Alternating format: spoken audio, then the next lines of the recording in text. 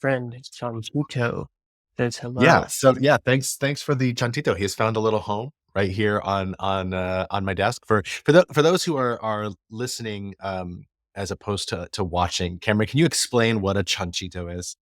Yeah, I'm gonna read what a Chanchito is, and I got this while I was at a retreat up in the Napa area. And so, in the small village of Pomer, Chile, it is believed that the Chanchitos, little pigs, bring good luck.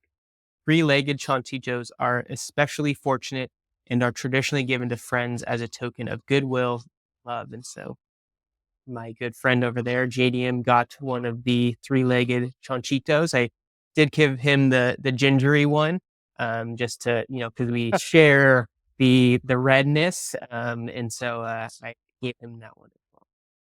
And yeah, it's just to describe it. It is a very chubby three-legged ginger pig. It's what it is. So, and it's very cool. And it's found a home right here on my desk in my background here, right next to Hannibal Lecter. This So I little have to ask, what's the deal with that on your desk? Is that like inspiration to carve up the business models, or where did that come from? so that is also a gift from a friend as a token of friendship, I suppose. With somebody who's with No whom longer. my relationship is maybe less love forward than ours is. We It's a used to have darker version. The it's darker the version. darker version of the Chanchito, frankly, but the specifically, we do have a shared love of Silence of the Lambs, the film classic from the Jonathan Demme novel. And I think part of it probably solidified because I don't really so much anymore, but I used to do a lot of impressions, voice impressions. And one of them that I used to do several characters from the Silence of the Lambs. I used to do Hannibal Lecter, and I used to do Well, let's Buffalo hear it. Bill. Let's hear it. I haven't done it in years, so it's not going to be very good. But I'll do it. But like, just note that I have not done it in years, and it's not going to be very good. And but so Hannibal Lecter would be something like, "Tell me, Clarice, are the lambs still screaming?" But it's a timbre off because again, I haven't done it in a long time. Buffalo Bill was always easier because he would be down like he just has this like this general like nasally thing that's built in to Ted Levine, right? Which if like 2 years like just a couple years after he did Silence of the Lambs, where he's this skinny um serial killer, right? So like super skinny, you see him shirtless or in the movies, like super skinny.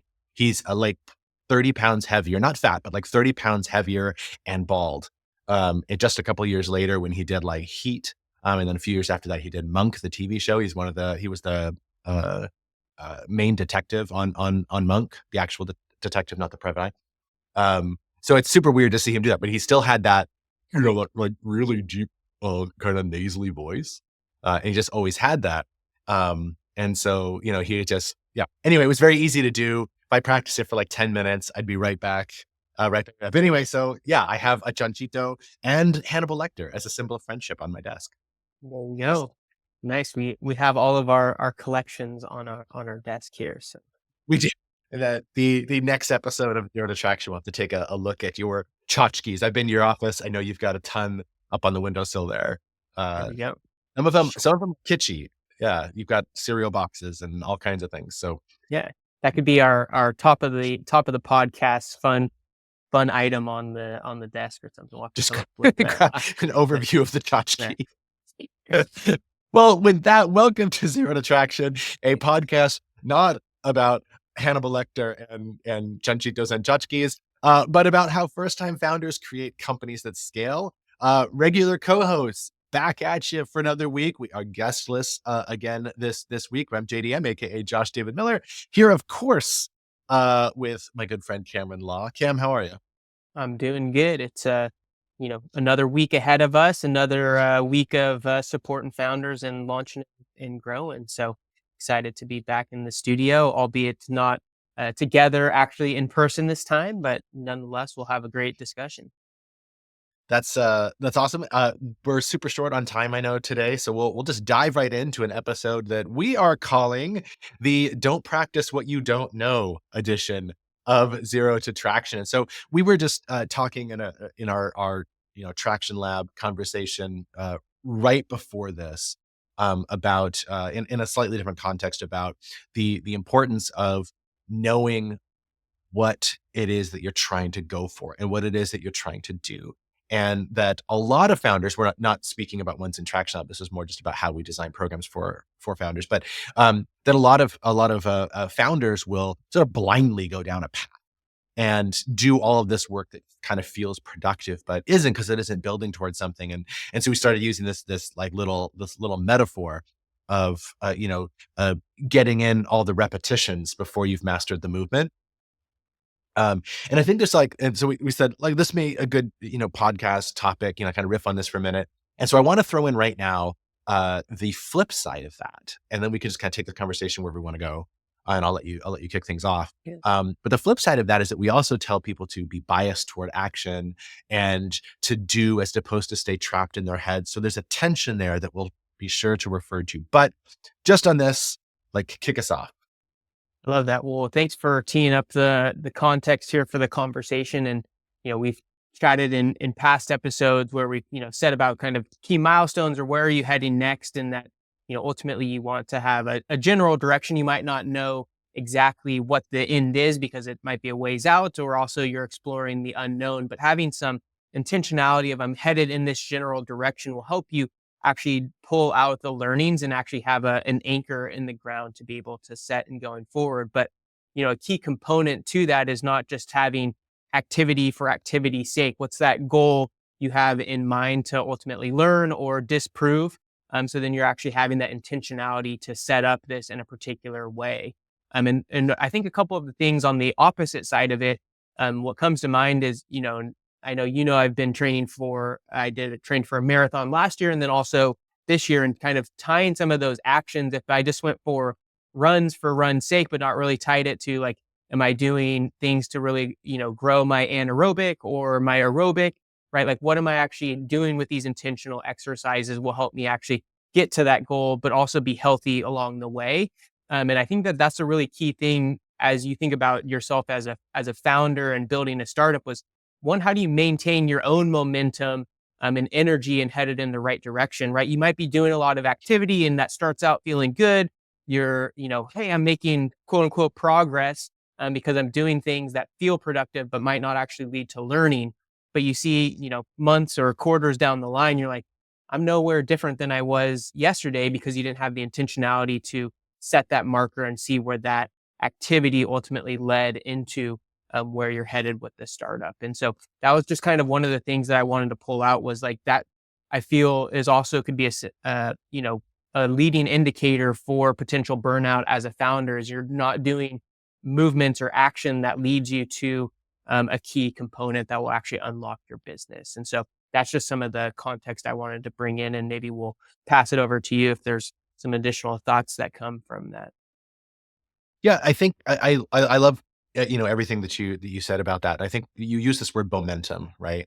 And momentum is a perfect word to kind of describe the thing that we're trying to get after, right? Because startups are all about, like, moving fast, right? You have to have, like, you need to maintain momentum, in a particular direction. And that's not to say that you're always going in a straight line. We all know the design squiggle, right? Damian Newman's design squiggle, and, like, sometimes you're facing backward and upside down, but we're still, like, generally on average, right, moving in one particular direction. So that's what, like, that's why, like, the big mo, right, is what you're after, the momentum. And in order to have momentum, right, you have to be heading in a particular direction. And for that momentum to be at all valuable, it needs to be heading in the right direction. And so, like, there's this idea of, like, movement for movement's sake is just not very interesting. And it's what a lot of founders that I see will, like, make progress. I'm putting that in air quotes, but, like, making progress on tasks that are on their plate, but not making progress on the startup, which are two different things, right? And one of the ways that most often shows up is that is when I'm talking to founders and they mistake the product that they're building for the product that they eventually want to sell, right? It's like the product that they're building for customers is part of the engine of their business, which is the product they're trying to sell, right? And so you need to make need to make progress on the business and not just progress in the product. The only point of making progress in the product is to make progress in the business, right? Like otherwise it's completely pointless. And so knowing that that you're having momentum on the business is for me actually what matters most. So I think that like that naturally leads us to the question of like, how do you know if you're doing that? Yeah, one quick addition I wanted to add there, and we've shared this in past episodes, but the quote that continually comes to mind, it kind of comes from Ash Moria and like the Lean Canvas was your business model is your product, not your solution. Meaning, the tangible thing or product or service that you're building isn't necessarily that product. It's always trying to refine and hone the overall business model as kind of that engine that you're ultimately going to be selling to investors. And so it's like pulling that back out at times. Yes, that's working on the specific solution, but for most, early stage founders, it's really, understanding the market and how are you going to get in front of customers in a repeated fashion that grows over time. And so as I kind of pull that to your question, first thing that really kind of comes to mind is like starting with like, where is the greatest risk in your business? And kind of where you are in terms of your business model. And so oftentimes I feel like we might be, you know, feeling like we're making that tangible progress. We're working on the actual quote unquote product, which is the solution component of it, but we really don't know who our customer is and what value proposition is going to land with them and how we're going to get in front of them in a repeated way. Well, that's a greater risk than, can I actually build this product in the way that I think I need to? Because one, I don't have any customer insight in that should be what I'm ultimately building in general. And so I think that's one of the key components of like when we think of how we want to dive into action and if we're working on the right things with that activity, is this tying to my riskiest assumption? And am I going to learn something at the end of this? And so it's setting up how will I know if I'm right or wrong at the end of this activity in relation to that risk? And so I think there's that element of what is that direction in terms of pulling out the risk, but also what is that line in the sand that I want to draw where I'm comfortable with that tolerance of like, this will work if I hit this particular number, or at least can make a decision. And that's something that we've been talking a lot about is that decision point of should I double down on this or should I, maybe I need to continue to run some more of this activity to get some different insight and see if I'm, more right or wrong. Or maybe I just need to pivot and do something different. So that's kind of what I would bring in to answer that question, but would be curious of, was there something in particular that you were thinking about related to activity and knowing if we're heading the right? Well, I mean, yes and no. So like for me, right? Like so many founders want to focus on their solution, right, to the problem, not really recognizing that the solution is the easy part, right? And that to kind of connect that to what, you were just talking about with risk, that to focus on the solution to say, I want to build this, this thing, to focus on the solution is to assume all of the risky things. It's to assume that that there's a lot of customers out there, right, in this large and growing market that have the problem you think they do, that have experienced that problem with sufficient severity and urgency that they're willing to pay for a solution, that they want the solution delivered the way that you're going to deliver it, and that the priorities within that solution are the same as the priorities you're assuming for that solution, and that the revenue model and everything is going to pencil out in a way that is mutually advantageous to you and to the customer. That's value creation and value capture. Sort of have some symmetry there. You're assuming all of that in the solution. Everybody thinks the solution is a brilliant part. So in the brilliant part, if you assume all of those things are true, which they never are, right? That's why we search for product market fit, right? Is that the product evolves along with the market. It's co-created with the market. So, like this was where, like, since you mentioned that quote from Ash Mori, I'll give a paraphrase of Albert Einstein. He said, if I had an hour to solve the world's most difficult problem and my life depended on finding the solution, I'd spend the first 55 minutes figuring out what the right question is, because once I did, answering it would be easy. And like, that's really very true. Solutions are the easy part. Questions are the hard part. And so what's the question here? The question here is figuring out what we're solving for. right? And how we're solving that and for whom, with what priorities, and how does that pencil out at the end? That's the actual puzzle that we're trying to figure out. Then once we get there, we can ask that question, and then it's just a matter of building the thing. And that's rarely the hard part. Not never, but rarely the hard part of actually doing any of that. Yeah. So one of the, I mean, what comes to mind is, I mean, we, try to give a system to the chaos of like, okay, let's do some customer validation or, set up these experiments. And so we're, I'll pull from your language, adding maybe bureaucracy to this startup process. And so I'd be curious of um, does that sometimes maybe like founders don't want to hop in and do that because it doesn't feel startup y, right? It's like, no, we got to just be hustling and doing the work versus like having a system to get to a defined answer. And so it's like you're still amidst the chaos and unknown, but you're being intentional with the system to get to these decision points. And so, do you feel like there's often a tension? And if so, how do you support founders in kind of getting through that to like not overburden in process and tools, but also using these frameworks that help break down and be more intentional to actually get the movements that matter to getting to the outcomes and end goals that they want. Yeah, I think you're totally right about that tension, and I experience it every single day, with founders, and to a degree, I experience it myself in the entrepreneurial efforts that I engage in. That's the joke Yep, about bureaucracy, right? for sure. We definitely But, balance each other out with that for sure. exactly, which is fantastic. It's the only way Traction Lab works. But, the the the tension is between is between, like, this, I think you said burden, right? Like, there's this bureaucratic burden of, like, "Oh, I have this tool and I gotta document," I think, a really good example of how that manifests itself, not in this case, but in comparable cases, like with a business model canvas, where like, let me fill out all 9 of these boxes, and then we're going to go through an assumptions mapping process, and then we're going to pull out our riskiest assumption, and we're going to design, and like that. I'm not saying that that's not valuable. It very much is, but at the level where like when you're just trying to figure out, are we on the right track? Are we trying to do this thing? It does feel like we're stopping to do a lot of flowery work that doesn't deliver value. And I don't think that that's true. But I do think that there's a balance between doing what's helpful and overkill.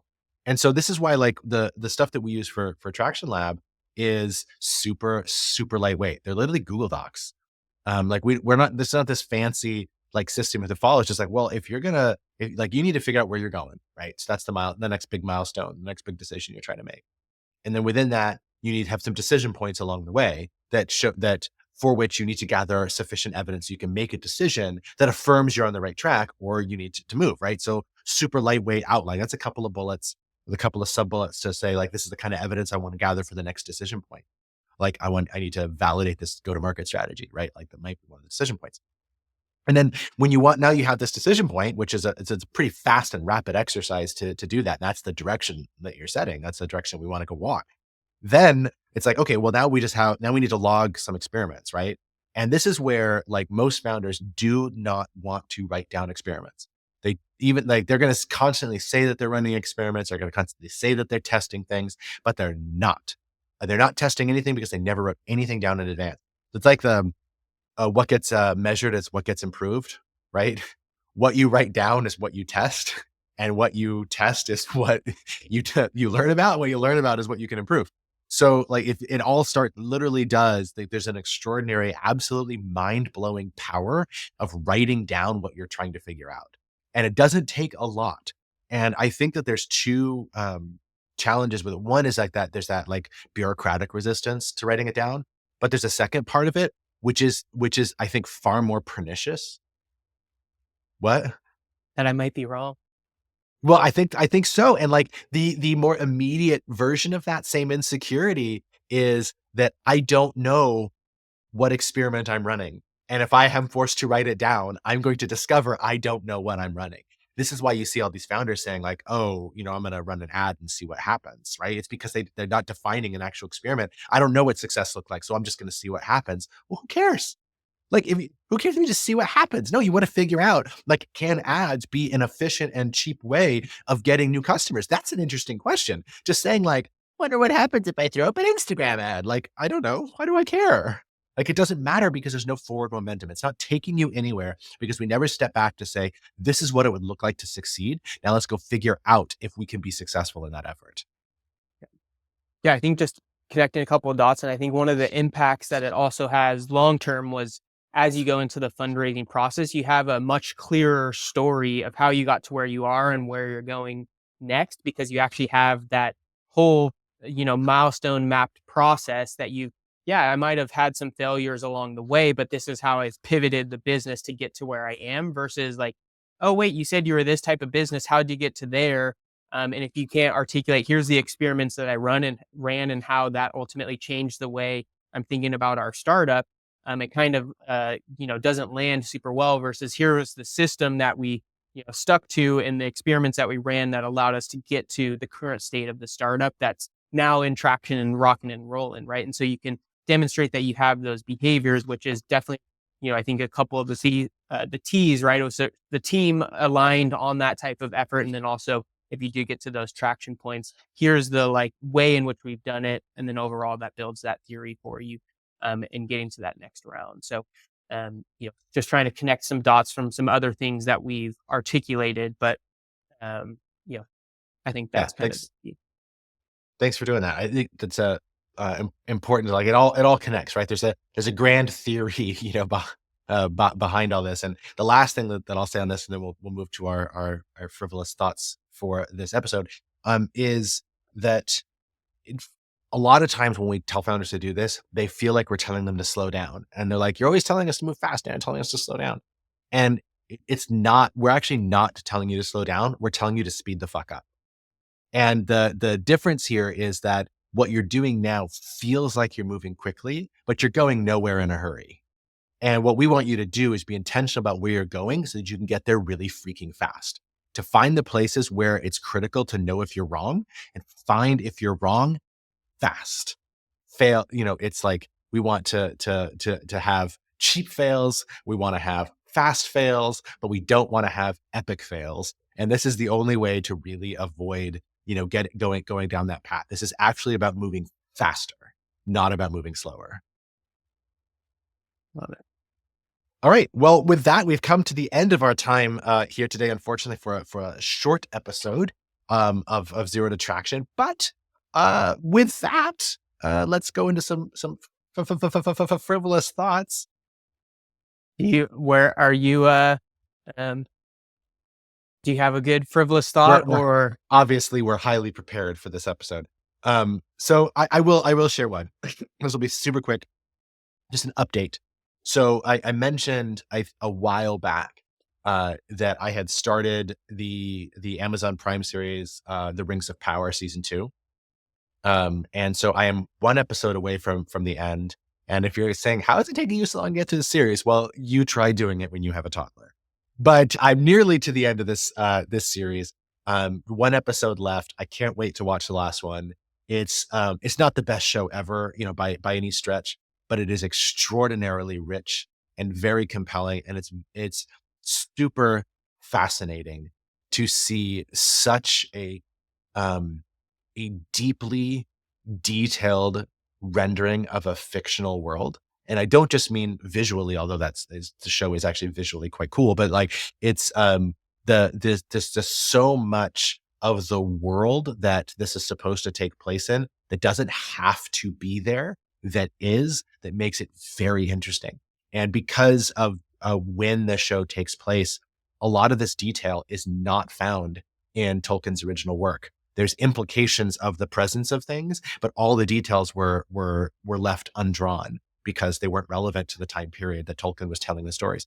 So that means they have to create all this from scratch. So a lot of it's new, but close enough that you can draw all the parallels. Super fascinating, super fun. I'm not a fantasy buff. That's just not me. I actually tend to dislike most fantasy. But I do have a soft spot for Tolkien's work. And in this particular case, super fun, super compelling, super worth watching. Highly recommend. Don't let me down in this last episode is what I have to say about that. There you go. I love it. Well, I'll have a quick one for us. I'll provide the Kings updates for those that are looking to. That's obviously been top of mind in a number of episodes. They got their The first W saga. with the new team, so they're back at at 500, and it was a yeah, it was a rough start. Well, obviously 2 losses with kind of the new squad, and then coming out in the third game, they were down by I think 20 points in the first half, and then came back and ended up winning the game. And so hopefully now that they will have some time to actually practice with each other, that they ultimately come together and maybe make a push for the playoffs, which would be quite amazing. But it is sad to see some of the like Fox and Herder and them go on and, continue to do well. But I think hopefully we have the right team to take us back to the playoffs, which would be an amazing thing. So just providing the King Saga update for you all, and that I think we're rocking and rolling, and maybe turn the page on the next chapter here for the Kings. Light the beam. Light the beam, indeed. All right. Well, that's all the time we have for this episode's Attraction. Thank you guys so much for listening. Time is a precious resource. It's the one thing you can never earn back. And we thank you for spending some of that time here with us. If you enjoyed this, please like and subscribe wherever you like and subscribe, and share with a friend. Podcasts grow by word of mouth. And so we'd really appreciate you doing that. And with that, thank you. Thank you again. Thanks, Cameron, for hopping into the studio. And we'll see y'all next week. Got it. Thank you. Peace. Cheers.